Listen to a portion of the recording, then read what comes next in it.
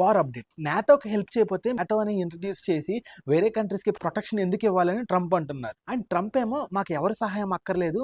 మేమే strait of హార్మోస్‌ని release చేసుకుంటాము. మీ ఎవరి మీద డిపెండ్ అవ్వమని తేల్చి చెప్పేశారు. సో ఇంక ఏ మాత్రం లేట్ చేయకుండా ఈ వీడియోలోకి వెళ్ళిపోదాం. Hello all and welcome to X-ray with Prem. Trump morning ఒక ప్రెస్ మీట్ పెట్టారు. నాటోలో ఎన్ని దేశాలు ఉంటాయో మీ అందరికీ తెలుసు. దాదాపు 32 కంట్రీస్ ఉంటాయి. ఈ 32 కంట్రీస్‌కి ఎవరికైనా ఏదైనా కష్టం వచ్చినా ఒకళ్ళకొకళ్ళు హెల్ప్ చేసుకోవాలని నాటో ముఖ్య ఉద్దేశం. అండ్ మొన్న స్ట్రెయిట్ ఆఫ్ హార్మోస్ బ్లాక్ అయింది. మీరందరూ మీ వార్‌షిప్స్‌ని పంపించండి అని ట్రంప్ ఒక కాల్ ఇస్తే మేము మాత్రం పంపించమని చెప్పేసి చాలా దేశాలు రిజెక్ట్ చేసినాయి.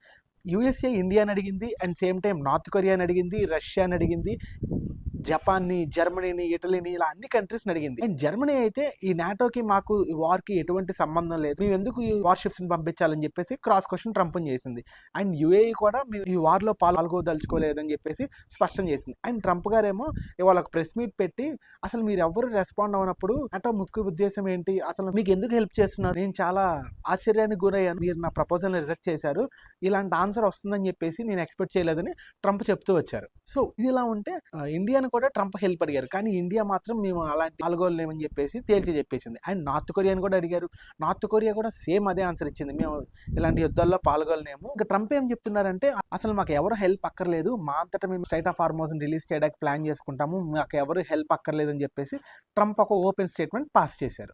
సో యూఎస్ఏకి ఇంకో మేజర్ డ్రాబ్యాక్ ఏంటంటే ఇప్పుడు అన్ని కంట్రీస్ని ఇరాన్, చైనా యాన్ని యూజ్ చేయమని సజెషన్స్ ఇస్తుందంట. మొన్నటి దాకా ఈ పెట్రోల్ ట్రాన్సాక్షన్స్ జరగడానికి డాలర్ యూస్ చేసేవాళ్ళు. కానీ ఇరాన్, తెహ్రాన్ కలిసి మాకు యూఎస్ డాలర్ వద్దు, చైనా యాన్తో ట్రాన్సాక్షన్స్ జరపాలి అని చెప్పేసి ఒక కొత్త సిస్టమ్ని తీసుకొచ్చింది. అండ్ ఇలా పెట్రోల్ని డాలర్తో కొనుక్కోవడాన్ని పెట్రో డాలర్ సిస్టమ్ అంటారు. ఇప్పుడు ఈ సిస్టమ్ని పూర్తిగా రిమూవ్ చేయాలని చెప్పేసి తెహ్రాన్ అండ్ ఇరాన్ కలిసి ప్లాన్ చేస్తుంది.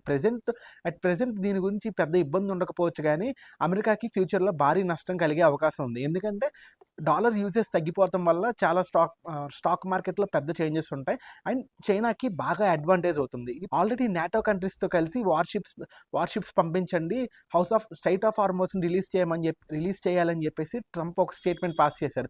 ఆల్రెడీ ఆ నాటోకి యుద్ధానికి సంబంధం లేదని చెప్పేసి జర్మనీ అంటుంది. అండ్ మేము ఈ వార్లో పార్టిసిపేట్ చేయమని కొన్ని కంట్రీస్ అవుతున్నాయి. సో ఇదేలాగా ఉంటే ఈ పెట్రో డాలర్ సిస్టమ్ని చేంజ్ చేస్తున్నారు Iran and Tehran. That's it for the video. Thank you for watching our videos. Take care and bye bye.